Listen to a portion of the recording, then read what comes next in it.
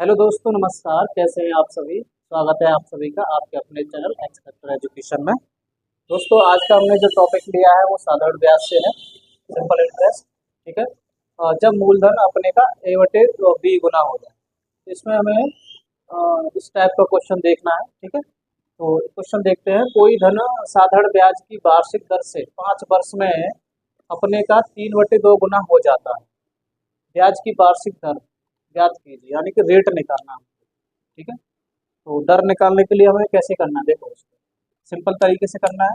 इसने क्या बोला है, 3/2 गुना होता है। क्या होता है? साधारण ब्याज की दर से कोई धन, ठीक है ना, यहाँ पे धन 2 गुना हो रहा है, 3/2 गुना होना। देखो, मान लो कि ये P1 है पहले, अब P2 हो गया। ठीक है ना। तो इसमें क्या है, जो नीचे वाली वैल्यू रहती है वो इनिशियल रहती है, और जो ऊपर वाली वैल्यू फाइनल वैल्यू रहती है। ठीक है। तो हमारा सपोज यहाँ पे धन 2 है, अब हो गया 3। ठीक है ना। अब ये कितने वर्ष में हुआ है? 5 वर्ष में। ठीक है। तो अब यहाँ पे ये देखना है हमें कितना बढ़ा है, 1 बढ़ा है, यानी 2 पे 1 बढ़ रहा है। तो ये कितना परसेंट बढ़ा, इसको चेक करना है। तो ये 100 से मल्टीप्लाई कर लो रेट में। ठीक है ना। तो ये जो बढ़ा है ये ब्याज बढ़ा है। ठीक है ना भाई, इतना धन था इतना हो गया, इसका मतलब इस पे एक तो ब्याज मिला है। तो इस ब्याज को देखो, ये कितना परसेंट है इसका, मूलधन का। ठीक है ना। तो ये कितना परसेंट है? 50%। अब ये क्या मिलेगा हमें? ब्याज। तो ओवरऑल हमें 50% ब्याज मिला है। और हमने फर्स्ट वीडियो में ये बता रखा है कि जो हमारा रेट ऑफ इंटरेस्ट होता है सेम में मिलता है सभी ईयर में। तो ये 50% 5 साल में मिला है। ठीक है ना। 5 साल में मिला है, तो 1 साल का कैसे निकालो? ये ओवरऑल रेट ऑफ इंटरेस्ट है। ठीक है ना। अब यहाँ पे हमें निकालना है क्या, ओवरऑल हमें रेट ऑफ इंटरेस्ट निकालना 1 साल का। तब 50/5, 5 से मल्टी डिवाइड कर दोगे, ये 10%। ये जो है 1 साल का रेट ऑफ इंटरेस्ट आ गया। ठीक है ना। रेट आ गया, दर आ गई। और दर ही पूछी। इस तरीके से ऐसे क्वेश्चन को तुम्हें अप्रोच करना है। ठीक है। और नेक्स्ट क्वेश्चन और लेते हैं, और फिर उस सेम टाइप का नेक्स्ट क्वेश्चन लिया है। ठीक है।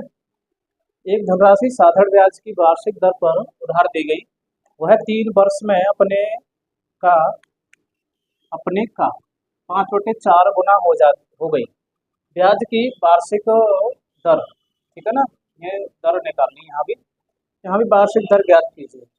5/4 गुना हो गई, इसका मतलब क्या है कि जैसे P1 P2 है ना, पहले मान लो 4 थी तब 5 हो गई, तो इसका रेट कितना बढ़ा? 1 का रेट बढ़ा। ठीक है।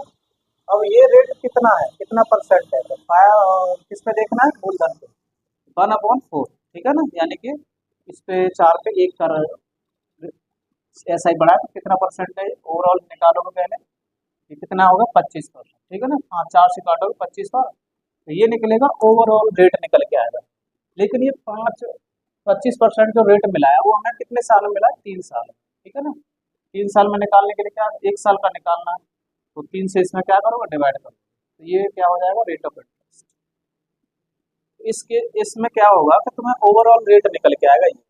अब कितने वर्ष में इतना जो एस आई है, ये एस आई, ठीक है ना, ये जो एस आई है ओवरऑल है। तो अब 1 साल का हमें निकालना है, तो इतने परसेंट मिल रहा है एस आई, तो यही रेट हो। ठीक है ना। तो इस तरीके से इसको करोगे क्वेश्चन। देखिए, अब ये नेक्स्ट क्वेश्चन है, इसमें थोड़ा सा चेंज है, थोड़ा सा वेरिएशन है। कैसे? किसी धनराशि पर किसी वार्षिक ब्याज की दर से साधारण ब्याज मूलधन का 25/16 है।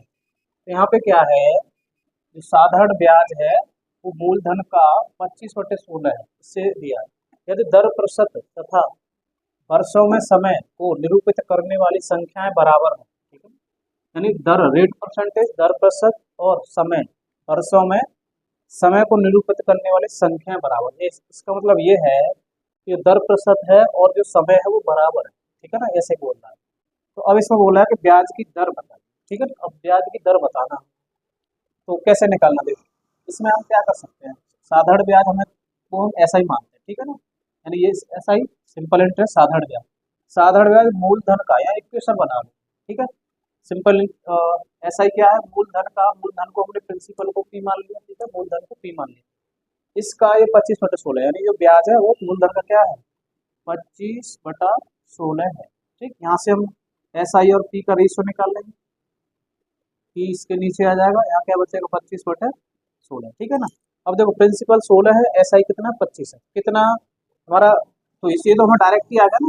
वहाँ पे हम एस आई निकाल रहे थे भाई, पहले प्रिंसिपल था बाद में ही प्रिंसिपल था, तो हम देख रहे थे गैप कि कितना बढ़ रहा है, तो वो ऐसा ही देख रहे थे। यहाँ डायरेक्ट ऐसा ही है। अब ऐसा ही क्या है, देखो यहाँ पे 16 पे कितना तुम्हें ब्याज मिल रहा है, 25 रुपये का ब्याज, 16 रुपये 25 रुपये मान कंसिडर, ठीक है ना, कंसिडर कर लो। तो 16 पे 25, इसको डायरेक्ट निकालो, तो यहाँ पर रेट ऑफ इंटरेस्ट निकल के आएगा ना, डायरेक्ट निकल आएगा कि 16 का जो 25 है ये कितना परसेंट, परसेंटेज निकालने के बेस, तो रेट परसेंट डायरेक्ट आएगा यहाँ से, कितना हुआ 2500/16, ठीक है ना, 16, तो ये आ गया। अब इसने बोला है तो यहाँ से रेट निकाल लेना हमने यहाँ से, पी आई रेट। अब देखो एक तो ये तरीका है कि ये हमारा क्या है, ओवरऑल रेट आ गया, लेकिन ये कितने साल का है, तो साल भी बराबर ही है ना, इतने ही साल का है। तो हम इसको एक तो ऐसे लिख सकते हैं, इसका अंडर रूट निकाल सकते हो डायरेक्ट, यानी कि R² इक्वल टू 25/16, और इसका रूट निकालोगे, सिंपलाइज दैट, रूट निकालोगे, ये अंडर रूट 2500/16, ठीक है। यहाँ से आएगा 50/4, ये आ जाएगा परसेंटेज में आंसर, ठीक है। लेकिन अब ये कैसे डायरेक्ट हमने कर लिया, क्योंकि हमारा जो टाइम है और रेट है वो सेम है, तो हमने टाइम को आर मान लिया, तो rate into rate, rate into time है ना, वो ये है, ठीक है ना। तो अब चाहे तो ऐसे भी निकाल सकते हो, ऐसे वाले फॉर्मूला लगा के, अल्टरनेट मेथड है, ठीक है। ऐसे वाला फॉर्मूला कैसे लगाओगे, PR/T/100, अगर इस तरीके से समझ में नहीं आया तो ऐसे कर लो। ऐसा ही कितना है यहाँ पे, तो देखो ऐसा ही यहाँ से ये वाली वैल्यू होगी, ये से वाली 25 और ये 16, आर कितना है। अब देखो ये जो टी है ना, इसको हम आर मान लेते हैं, क्योंकि बराबर दिया है ना, रेट और समय दोनों ही बराबर है, तो हम इसको आर मान लेते हैं, ठीक है, और डिवाइड बाई 100। यहाँ से जो R² निकलेगा, R², ये इससे मल्टीप्लाई होगा, इसमें डिवाइड में, तो ये आ जाएगा 2500/60, ये तो यही वाली वैल्यू आ गई, ठीक है ना। तो ये वाला डायरेक्ट अप्रोच तुम यहाँ कर सकते हो। अब इसका मैं डायरेक्ट लिखता हूँ, आर परसेंटेज निकालोगे 50/4, क्योंकि ऑलरेडी मैंने पहले already this is solve already, ठीक है ना। तो ये अल्टरनेट मेथड है, फॉर्मूले में लगा के कर सकते हो, अगर नहीं समझ में आ रहा है डायरेक्ट तुम, अगर रेट और समय बराबर होगा तो ऐसे कर दोगे आराम से, ठीक है। तो नेक्स्ट टाइप का क्वेश्चन दिया है, इसमें देखते हैं, जब ब्याज मूलधन का A/B गुना हो जाए, मतलब गुना हो जाए कुछ भी, ठीक है ना, तो ब्याज, जब ब्याज गुना हो जाए तब, तो धन कोई धन साधारण ब्याज पर उधार दिया गया, 3 वर्ष में उसका साधारण ब्याज मूलधन का 3/5 हो गया, ठीक है ना। तो ब्याज की वार्षिक दर ज्ञात कीजिए, अब रेट निकालना है यहाँ पे, तो साधारण ब्याज, ठीक है ना, वो क्या है, मूलधन का, सेम सेम देखो, साधारण ब्याज को हमने ऐसा ही माना, ठीक है, तो ऐसा इक्वल टू क्या होगा, मूलधन का, मूलधन हमने P मान लिया, तो मूलधन का 3/5 जो है वो SI है, तो यहाँ से SI अपॉन प्रिंसिपल का तुम क्या करोगे, रेशियो निकाल लो यहाँ से, ये रेशियो आ गया, ठीक है ना, ये इसके नीचे। अब यहाँ से पता चल रहा है 5 प्रिंसिपल है, तो हमें ब्याज 3 का मिल रहा है, तो हम ये देख सकते हैं ना कि ओवरऑल कितना परसेंट ब्याज मिला। देखो कैसे निकालोगे, 3/5 यानी 5 पे 3 का ब्याज मिला है, परसेंटेज में इसको चेंज करो, कितना परसेंट ब्याज मिल रहा है, बस 60% ब्याज ओवरऑल, ठीक है ना। तो ये क्या है तुम्हारा SI, ओवरऑल SI।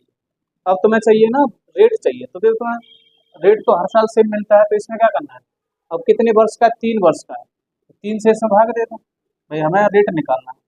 3 वर्ष में 60% ब्याज मिला है, हर साल सेम मिला होगा, तो तीन तीन को भाग दोगे तो 1 साल का SI निकल आएगा, तो जो 1 साल का SI होता है वही तो रेट होता है, 3 दूनी 6, 20%, यानी कि ये हमारा क्या होगा, रेट ऑफ इंटरेस्ट, ठीक है ना, ये रेट आएगा। तो इस तरीके से इस क्वेश्चन को निकाल, ठीक है। देखिए नेक्स्ट क्वेश्चन देखते हैं, साधारण ब्याज पर दिए गए किसी धन का ब्याज उस धन के 3/16 के बराबर है, 3/16 के बराबर है, क्या बराबर है, ब्याज, ब्याज उस धन के बराबर है। यदि समय की वर्षों में संख्या दर की 3 गुनी है, दर की 3 गुनी, तो टाइम है वो रेट का 3 गुना है, तो ब्याज की दर यानी कि रेट निकालना है। देखो पहले तो जो दिया है उस हिसाब से देखो, तो मैं वही ऐसा ही हमने क्या माना, मतलब साधारण ब्याज तुमने ऐसा ही मान लिया, प्रिंसिपल और मूलधन को ये मान लिया, वो क्या है 3/16 है, तो 3/16 है, यहाँ से SI अपॉन P निकला है, ठीक है, 3/16, ये यहाँ से पता चल गया। अब इसने एक चीज़ और बोली है कि जो समय है वो वर्षों की संख्या की दर का 3 गुना है, ठीक है। तो टाइम जो है वो रेट का 3 गुना है ऐसे, ठीक। तो यहाँ से हमने एक चीज अभी क्या पीछे निकाला था, प्रिंसिपल 3 है, एसआई 4 मिला, तो ओवरऑल है, यानी कि हमारे 16 पे 3 का ब्याज मिला, तो कितना परसेंट ब्याज मिला ओवरऑल, ये ओवरऑल ब्याज निकला है तुम्हारा, यानी ये आएगा ऐसा, ठीक है ना। अब रेट ऑफ इंटरेस्ट चाहिए तो हमें क्या करना पड़ेगा, इसमें टाइम से भाग लगाने पड़ेंगे, है ना। जैसे हमें आर देना चाहिए, तो 3 आर दिया ना, देखो इसको ऐसे कर लो, ये देखो ऐसा ही वाला फॉर्मूला होता है ना, उसमें इससे इजी हो जाएगा। तो अल्टरनेट मेथड जो फर्स्ट क्वेश्चन में हमने बताया था वही है, ठीक है। तो पी आर टी ऐसे, पी आर टी अपॉन 100। अब इसमें क्या है, पी क्या है हमारा, तो पी को पी माना है, एस आई हमारा देखो यहाँ से लेना, पी और एस आई की वैल्यू यहाँ से ले लो। पी 16 है, एस आई कितना है 3 है, आर कितना है, तो आर आर को माना है पी, देखो पी कितना है 3 आर है, यहाँ पे 3 आर अपॉन 100, ठीक है ना। अब देखो 3 से 3 यहाँ कैंसिल आउट हो गया, आर स्क्वायर इक्वल टू क्या आ जाएगा 100/60, 100 ऊपर 60 नीचे, तो ये ऐसे हो गया। अगर से आर निकालोगे तो इसका अंडर रूट हो गया, है कि नहीं, 10/4 आया, ठीक है ना। आर यहाँ से निकालोगे, ये 100/16 का वर्गमूल निकालो, 100/16 का वर्गमूल कर, ये हो गया। इसको और सिंप्लीफाई कर सकते हो, 5 से 5 दूनी 10 और 2 पंजे 5 और 2 दूनी 4, यानी कि 5.2%, ये रेट रहेगा, ठीक है। और ऐसे क्वेश्चन की इस तरीके से अप्रोच रखना है, यहाँ से ऐसे निकाल सकते हो।